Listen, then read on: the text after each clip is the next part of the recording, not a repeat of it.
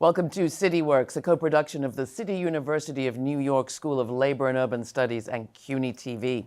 I'm Laura Flanders. Every month here on CityWorks, we take a look at the challenges and lived experiences of working people on the job, at home, and in our communities. On this episode of CityWorks, the future of public sector workers and the unions that represent them. These government employee unions, city, state, and federal, have faced numerous challenges since their mid-20th century heyday, culminating in the 2018 Supreme Court decision, Janus, preventing public sector unions from collecting dues from non-members, a decision that some claimed would effectively destroy those unions. Today, organized labor in the public sector is facing an even greater political threat. Advisors to the Trump administration have called for the wholesale elimination of public sector unions, as well as the weakening of dozens of laws protecting workers. Public sector workers in New York and around the nation are facing a wave of other challenges as well, from working in agencies that are understaffed to the negative effects of outsourcing to the potential peril of artificial intelligence in the workforce. Our guests today to help us sort through all of this are leaders at two of the nation's largest public sector unions. Barbara Edmonds is Director of Strategic Initiatives at New York City's District Council 37, one of the nation's largest public sector unions, an adjunct professor at the CUNY School of Labor and Urban Studies. Gabriel Pedreira is Legislative Director at the American Federation of Government Employees, AFGE, the nation's largest union of federal government workers. Gabriel, Barbara, welcome to the program. I am so glad to have you. I guess just to begin, where will people find your members? Who are we talking about, Barbara, when we're talking about the workers you represent and work with? You'd find us in the libraries. You'd find us in museums. You would find us in the public hospital system, which is one of the largest public hospital systems, I believe, in New York City and across the nation. You'd find us in schools. You would find us in the Department of Buildings and various other agencies doing clerical, blue-collar, white-collar, professional, you name it, we do it. Right here at CUNY TV? And we do it here at CUNY, in fact, and thank you for reminding me and some of the folks that are here that are vital in the programs, the services that we provide every day. And what about yours, Gabriel? We represent 700,000 workers across the country. We're the largest representative of federal workers. We represent workers at the Department of Veterans Affairs, which is a very large hospital system, one of the largest federal agencies in the country. We represent workers at the Social Security Administration across the country, TSA officers, people who work at airports and protect us at airport security. We represent people at the Department of EPA, HUD, and Bureau of Prisons as well. So really critical workers. Large, Not yes. that all workers are critical, but this is a particularly important group and a group that's been under attack. And we should say we're about a week out from the inauguration. You've been facing challenges, as I alluded to, even before what is to come. So let's start right there, Gabriel. Sure. Your federal workers, what are they up against at this moment?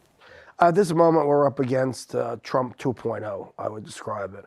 We went through 4 years of the first Trump administration, which included attacks on our membership in the sense that Trump issued what they call executive orders, making it harder for the union to represent workers, basically saying that if you want to represent workers, you cannot use official work time anymore. You have to use your own personal time to represent workers who have grievance issues, things of that nature. And the other thing that the Trump administration did is they started charging the union prime office space rent for space in New York City, Boston, Los Angeles. Prior to that, there are collective bargaining agreements that say the union is entitled to free office space within the facilities. The Trump administration said, you have to pay us. You have to basically turn it into like a private marketplace for the government to make money off of this. And a lot of the smaller offices couldn't afford that, so they just shut down. So it's essentially just trying to shut the union down, basically. And what about here in New York? What about DC 37, Barbara? In DC 37, obviously one of the biggest issues for us was the Janus decision. were faced with a Supreme Court decision that basically said that unions, public sector unions, no longer could mandate that employees that were public sector would have to be members automatically of the union. In other words, we would have to go out and sign up those members. That was a major decision. However, what we did see, in fact, particularly with AFSCME, our parent union, despite the thought that we would lose a lot of members, we actually were able to sign up and grow, but that required what is basically the most important critical thing that unions need to do, and that is to have those one-on-one conversations and explain the vital role that labor unions play in their lives, in the communities, and not just the bread and butter issues of wages and benefits. So we showed in black and white that wages of members that are in unions are substantially greater.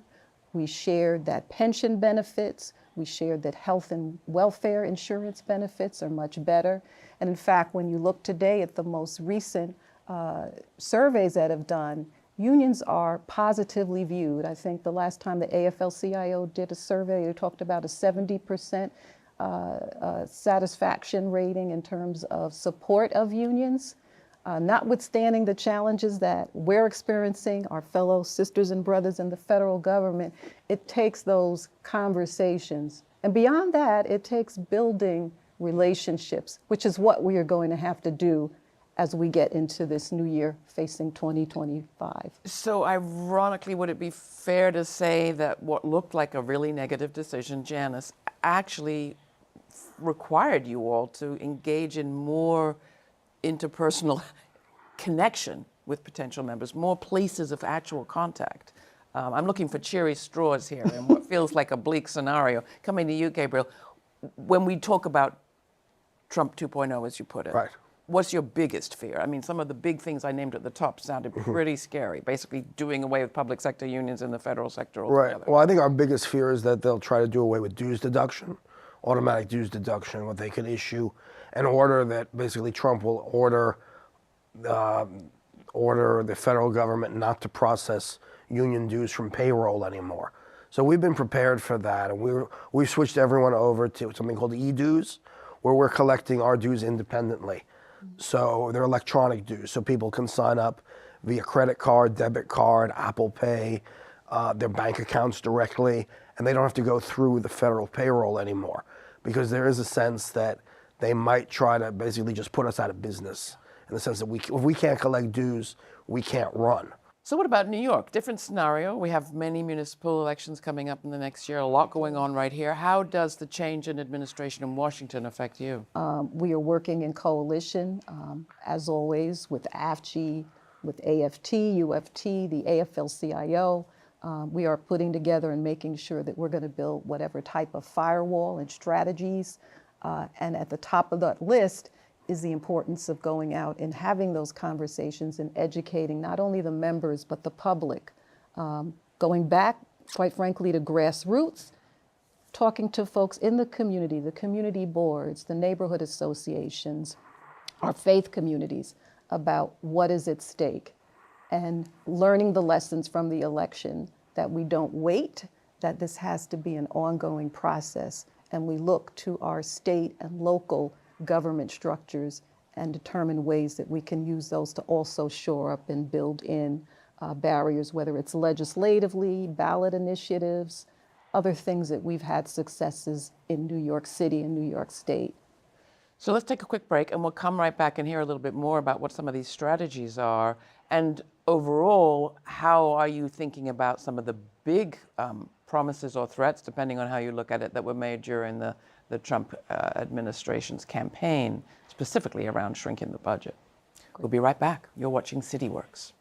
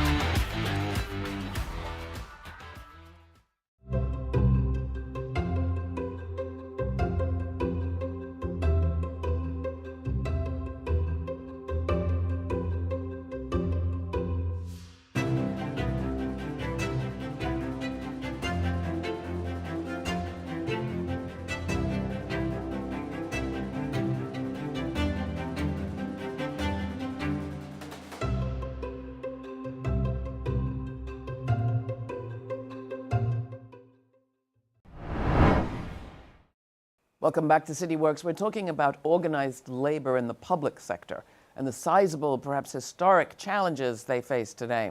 One of those, Gabriel, coming to you with AFSCME federal workers, is the challenge of the big threats that the Trump administration has made regarding cutting the public budget. I think you've got Elon Musk and his colleagues talking about a third. Where will they find a third to cut?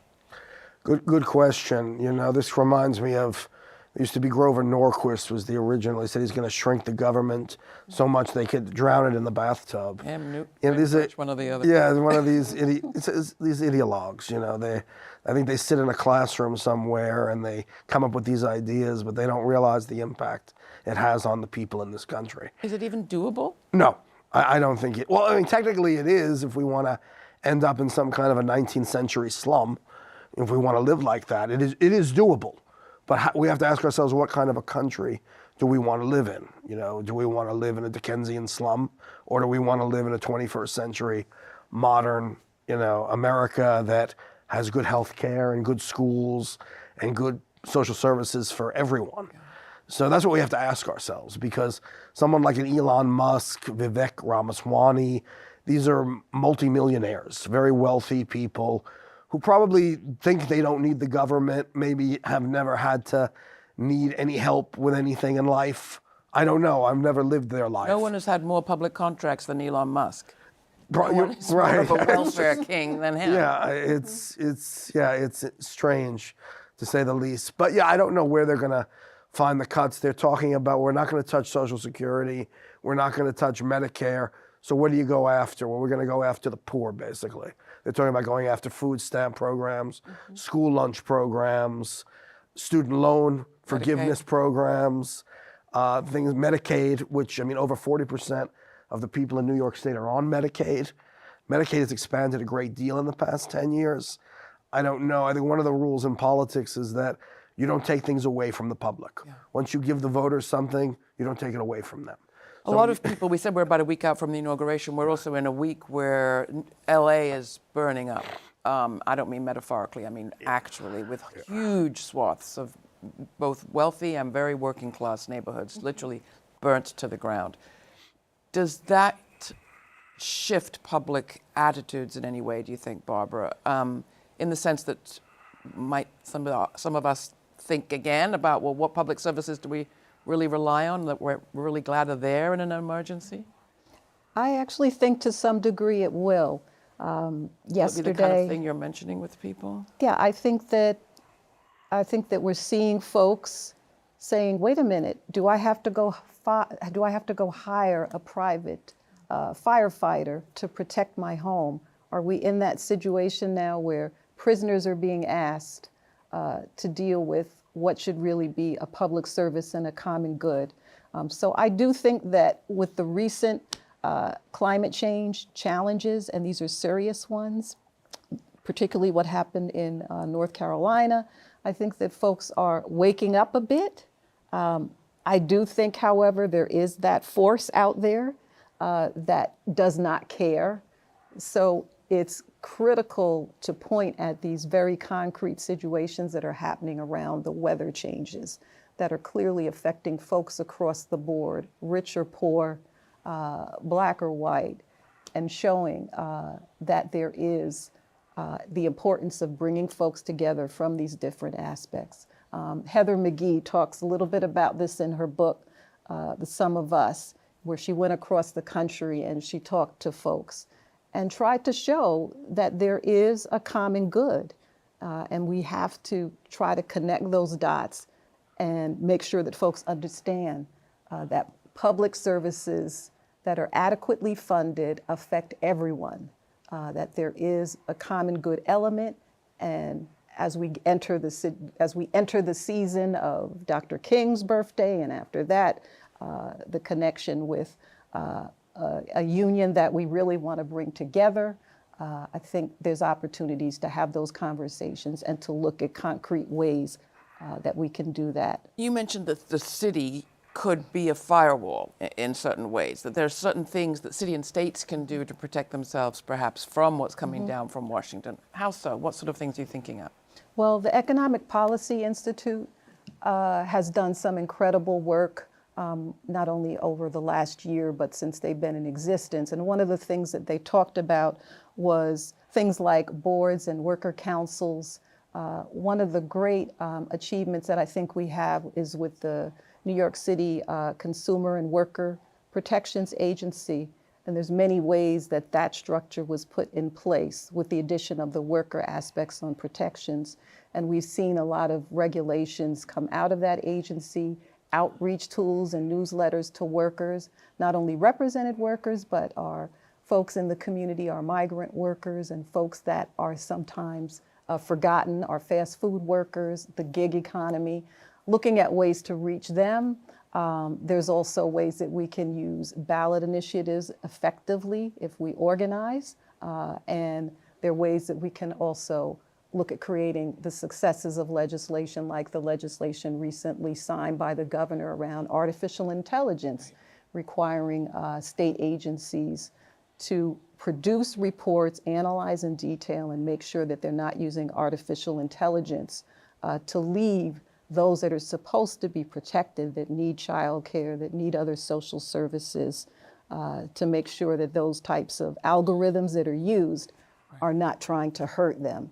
So there are those types of tools. And are there more in your toolbox, Gabriel?